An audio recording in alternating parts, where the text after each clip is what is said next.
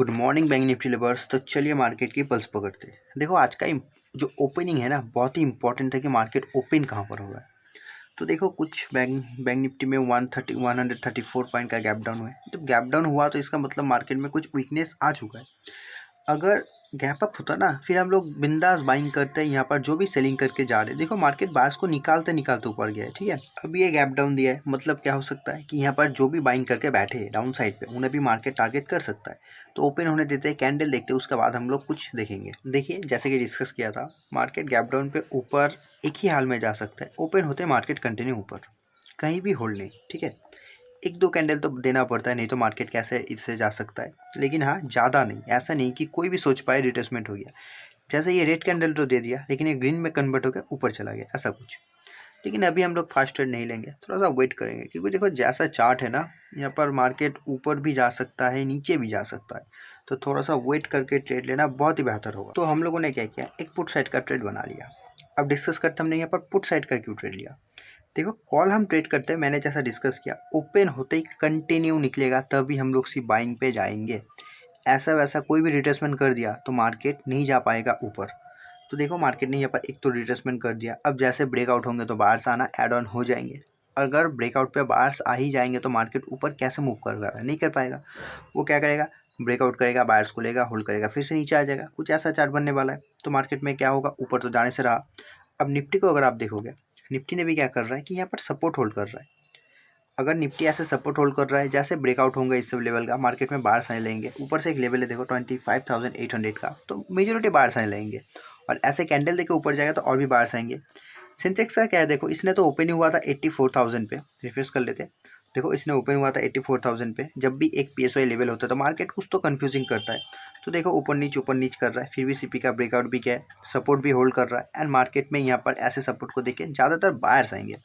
तो उन बायर को टारगेट करते हुए कुछ हम लोग एक पुट साइड का ट्रेड बनाए। अभी देखते हैं, पोजीशन देखोगे तो कुछ लॉस प्रॉफिट चल रहा है, देखते हैं क्या होता है आगे। आप यहाँ पर ये जो ग्रीन कैंडल देख रहे हो ना, या फिर इसके नेक्स्ट भी अगर जो भी ग्रीन कैंडल देगा, ये ज़्यादा से ज़्यादा बायर्स को सीड्यूस करेगा। बायर्स जैसे सीड्यूस होंगे, मार्केट क्या होगा, छोटा मोटा ब्रेकआउट करेगा एंड नीचे आ जाएगा। क्योंकि जाना होता ना तो मार्केट देखो कैसे जाता है, अगर इसे ऊपर जाना होगा, पहला तो ये बायर्स को निकाल कर ऊपर जाएगा, या फिर ऐसे निकलेगा ताकि कोई रैंडम बायर्स ऐड ऑन हो ही ना पाए। जैसे आप यहाँ पर देखो, अगर मार्केट को ऊपर जाना होता तो कैसे जाता है, पहले ये बायर्स को निकालेगा फिर ये ऊपर जाएगा ताकि बायर्स ऐड ना हो पाए। या फिर एक तरीका और जो मार्केट के पास है कि मार्केट कंटिन्यू निकलेगा, उसमें सबको लगेगा कि ये तो अब फॉल कर जाएगा, तो वो बाइंग करेंगे नहीं। दो तरीका है मार्केट के ऊपर जाने का। लेकिन अगर वो ऐसे कर रहा है कि मार्केट हायर हाई मार के हायर लो के, देखो PSY 58,000 पे होल्ड करके ऐसे करके ऐसे जाएगा, तो वो नहीं कर पाएगा। और ऊपर से कर भी दिया, मैं मान के चलता हूँ मार्केट ऊपर चला भी गया। तो आप एक बात बताओ, जब भी ऐसा ब्रेकआउट होगा हाई से हाई का, इस स्विंग का, वो भी 58,000 का सपोर्ट लेके, मार्केट पे कौन आएगा, बाहर से आएंगे, मार्केट चला जाएगा। हम लोग का ऐसे ले लिया, मान के चलो हम लोग का ऐसे मार्केट ने हिट कर दिया, लेकिन कितना ऊपर जाएगा, कुछ ऊपर जाने के बाद इसे नीचे आना ही पड़ेगा। ठीक है, तो ऐसे प्लान करोगे तो आपको कॉन्फिडेंस मिलेगा। बहुत लोग कहते हैं कि मुझे ट्रेड पे कॉन्फिडेंस नहीं मिलता। देखो एक टाइम था कि कॉन्फिडेंस हमें भी नहीं मिलता था, लेकिन जब एक ही चीज़ पे काम करोगे ना, एक ही रोड पे आप चलते जाओगे तो आप पहचान लोगे।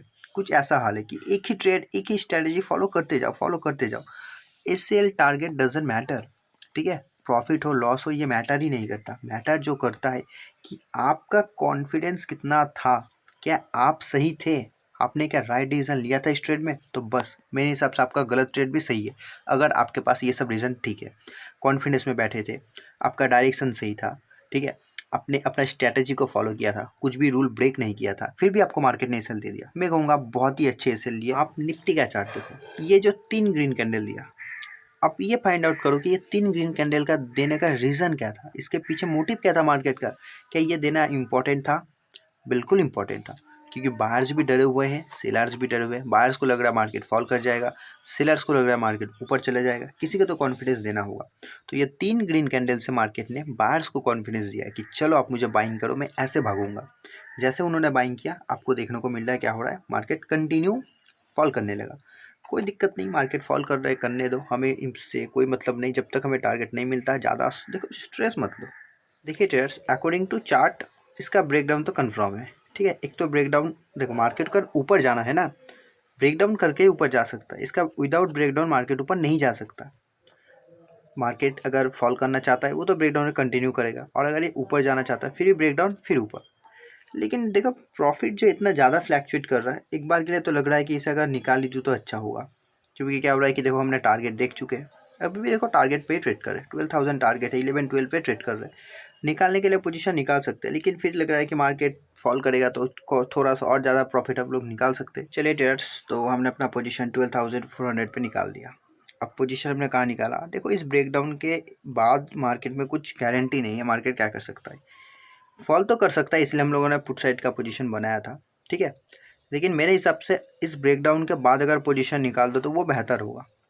टारगेट था कि 200 पॉइंट से तो पहले पोजीशन को निकालना है नहीं, लेकिन देखो जैसा मार्केट का सिचुएशन लग रहा है, ये जो ब्रेकडाउन कर दिया ना, इसकी वजह से थोड़ा सा कंफ्यूज लग रहा है कि मार्केट क्या घूम सकता है, लेकिन घूमेगा नहीं।